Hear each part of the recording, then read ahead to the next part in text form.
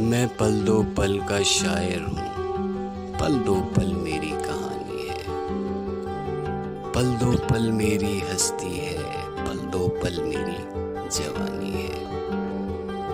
مجھ سے پہلے کتنے شاعر آئے اور آ کر چلے گئے، کچھ آہیں بھر کر لوٹ گئے، کچھ نغمے گا کر چلے گئے۔ وہ بھی ایک پل کا قصہ تھے، میں بھی ایک پل کا قصہ ہوں۔ کل تم سے جدا ہو جاؤں گا جو آج تمہارا حصہ ہوں۔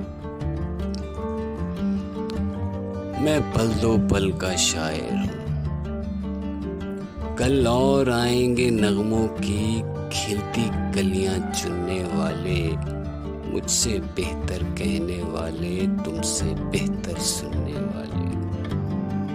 کل مجھ کو کوئی یاد کرے، کیوں مجھ کو کوئی یاد کرے، مصروف زمانہ میرے لیے کیوں وقت اپنا برباد کرے۔